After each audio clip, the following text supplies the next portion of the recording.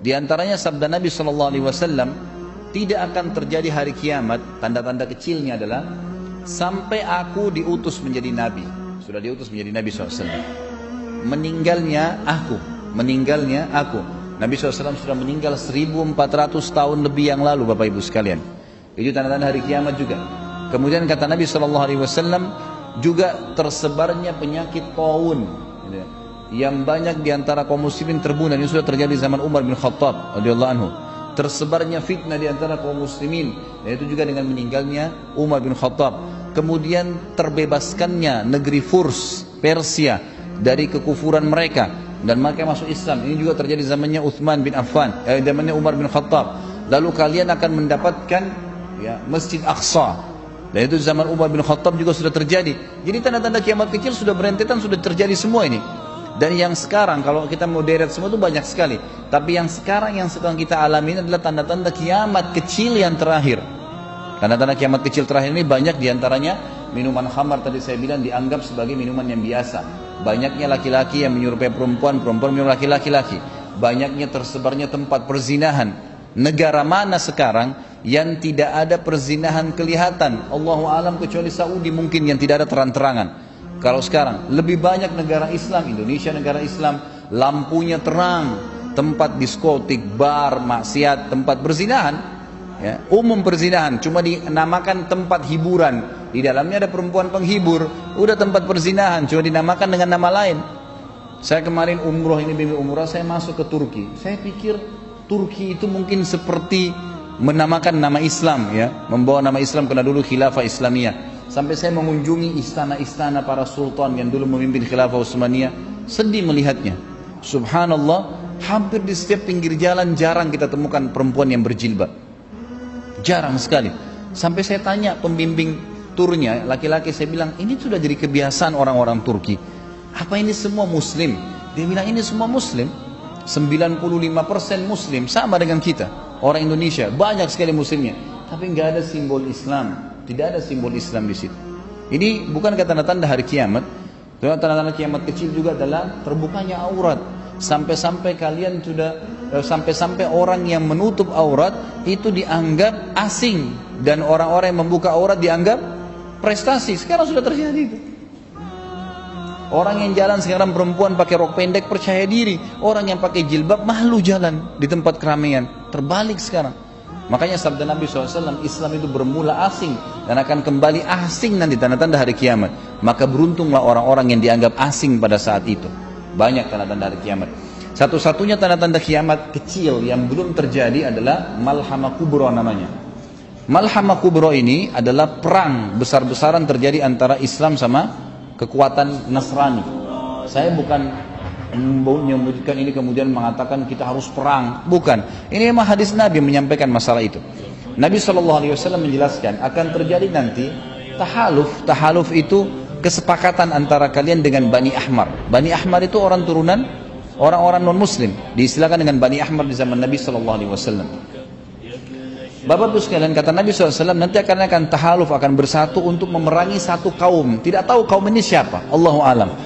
Siapa mereka yang akan diperangi tidak tahu, tapi waktu itu orang muslim sama orang Nasrani akan bersatu.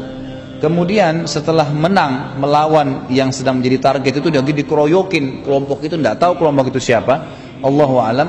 Kemudian nanti kalian akan menang.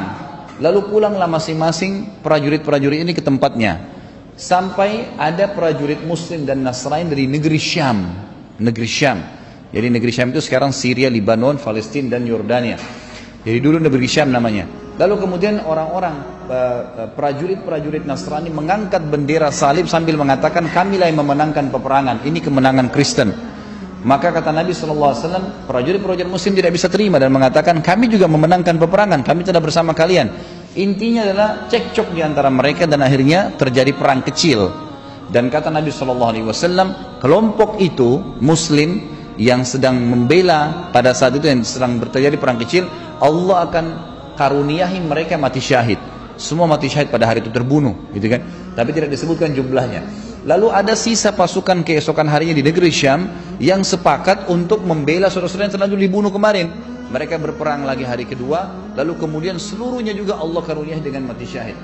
Hari ketiga sama, terjadi lagi. Mereka bersatu niat untuk membela kaum muslimin. Ternyata mereka terbunuh juga. Semua dihormati, diberikan oleh Allah mati syahid.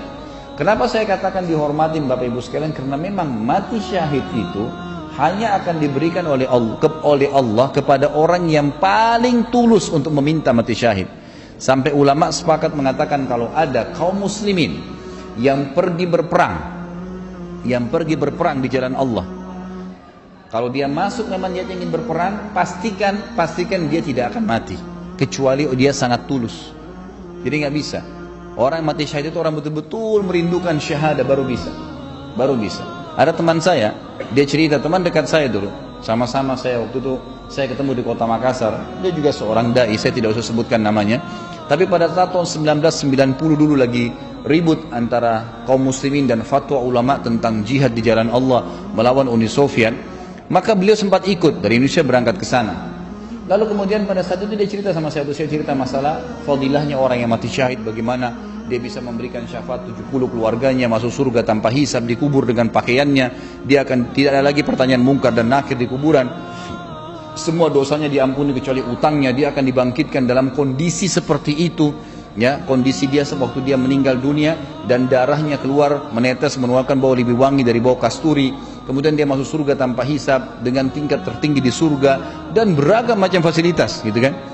Maka saya bilang itu fadilah luar biasa. Dia bilang subhanallah. Terus saya bilang orang yang masuk medan perang, setahu saya ulama bilang tidak sembarangan mati syahid. Dia bilang sama saya tiba-tiba, saya alamin itu. Dia bilang akhi, dia bilang saya alamin. Saya bilang gimana antum alamin? Dia bilang saya pernah ikut waktu itu. Sebagaimana antum tahu pernah saya ikut di perang di jihad itu. Kemudian saya pernah jalan di sebuah tempat, kami menghindari peluru orang-orang Rusia yang banyak sekali. Di depan saya ada orang Filipin Muslim ikut berperang, saya orang Indonesia tengah-tengah. Di belakang kami ada satu orang Pakistan. 3 orang ini lagi jalan gerunduk-gerunduk. Dia bilang subhanallah ada peluru lagi lewat di bawah ketiaknya teman saya orang Filipin ini, lewat di bawah ketiak saya, dan peluru itu membunuh saudara kami yang di belakang yang orang Pakistan. Seakan-akan peluru itu mencari siapa yang harus mati syahid. Jadi tidak semuanya orang bisa mati, itu nggak gampang, gitu kan? Maka ini termasuk sebuah karunia. Orang kalau bisa mati syahid tentunya, ini punya fadilah tersendiri. Saya tidak tahu kenapa saya bisa sampai ke masalah syahadah ini. Ada yang bisa ingatkan? Oh iya, masalah malhamah kubro ya, peperangan itu. Baik, jadi 3 golongan itu akan diberikan karunia syahadah.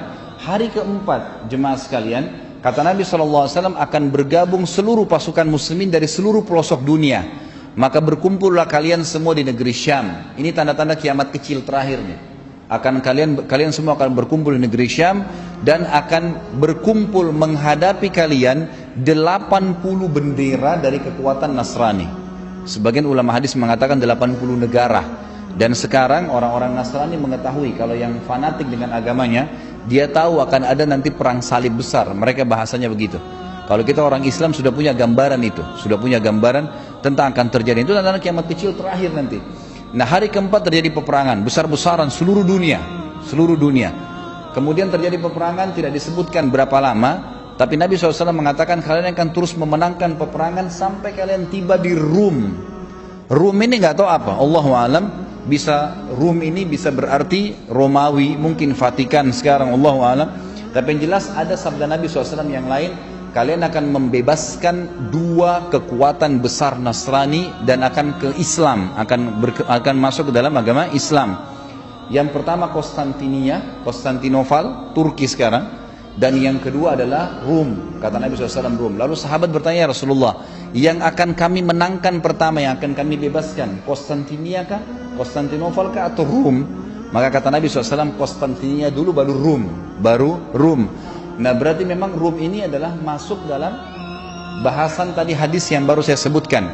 Dan sebagian ulama hadis mengatakan ini kemungkinan adalah yang maksud adalah pusat ya kekuatan Nasrani, yaitu di Vatikan. Nah, pada saat kaum muslimin sudah sampai di situ dan akan menjebol, bahkan dalam hadis lain disebutkan pintu kekuatan Nasrani yang ada di negeri itu. Kalau sekarang kita tahu memang di Vatikan ada pintu besar. Maka mereka akan merobohkan, pasukan jihad akan merobohkan tembok itu dengan bertakbir dan bertasbih. yang mereka akan bertakbir bertasbih dengan takbir yang sangat banyak dari pasukan muslimin, maka rubuh bangunan tersebut. Kata Nabi SAW sebagai penutupan hadis ini, beliau mengatakan pada saat itu iblis menjelma jadi manusia dan masuk di tengah-tengah kaum muslimin, lalu mengatakan, wahai muslimin, Dajjal sudah keluar di tengah-tengah kalian. Sementara semua umat Islam pada saat itu yang ikut berjihad sangat tahu hadis Nabi kalau Dajjal keluar. Dajjal adalah tanda-tanda kiamat besar pertama. Jadi ini pertemuan antara tanda-tanda kiamat kecil terakhir dengan tanda-tanda kiamat besar pertama. Karena tanda-tanda kiamat ada besar, yang ini ada 10. Yang pertama dimulai dengan Dajjal. Maka kata Nabi SAW, iblis akan menjelma menjadi manusia dan berkata, wahai muslimin, akan keluar atau telah keluar Dajjal di tengah-tengah keluarga kalian. Dan muslimin pada saat itu sangat tahu hadis Nabi. Ya, kata Nabi SAW, akan keluar Dajjal nanti di akhir zaman. Siapa di antara kalian yang mendengarnya keluar di satu tempat, maka dia menjauhinya. Maka dia menjauhi tempat itu, pergi jauh, jangan sampai mendekat, gitu kan? Dan siapapun, walaupun dia harus ke gunung, jangan seseorang di antara kalian berkata iman saya kuat lalu dia menghadapinya, maka dia menjadi pengikutnya. Karena Dajjal akan mengaku sebagai Tuhan. Akan kita bahas nanti bagaimana Dajjal, ciri-cirinya, dari mana dia keluar, bagaimana kerusakan yang akan dia lakukan, itu ada semua bahasan sendiri. Tapi saya akan bahas transisi daripada atau tanda-tanda kiamat kecil terakhir ini. Kata Nabi SAW, maka pada saat itu seluruh mujahidin menyebar. Seluruh mujahidin kembali ke rumah-rumah mereka, karena mereka khawatir jangan sampai Dajjal sudah keluar di tengah-tengah keluarga mereka. Maka pada saat itulah jemaah sekalian, kata Nabi SAW, bubar seluruh muslimin, tidak jadi merubuhkan Rum, kemudian tapi sudah bebas dari kekufuran. Kemudian pada saat itu keluarlah Dajjal di tengah-tengah kaum muslimin dari sebuah kota atau wilayah di Khurasan. Khurasan ini di Iran, yang bernama Yahudiyah. Dan subhanallah, kota itu sekarang ada di Iran, namanya kota Yahudiyah, mayoritas penduduknya Yahudi. Kata Nabi SAW, Dajjal akan keluar dari situ diikuti dengan 70.000 dari orang Yahudi Asbahan. Asbahan ini wilayah Iran, Allahu a'lam. يا قلب ما زلت تبكي على حبيب جفاك وسرت في ركب ليلى ولحظها إذ رماك وطارت الروح شوقا لمرتع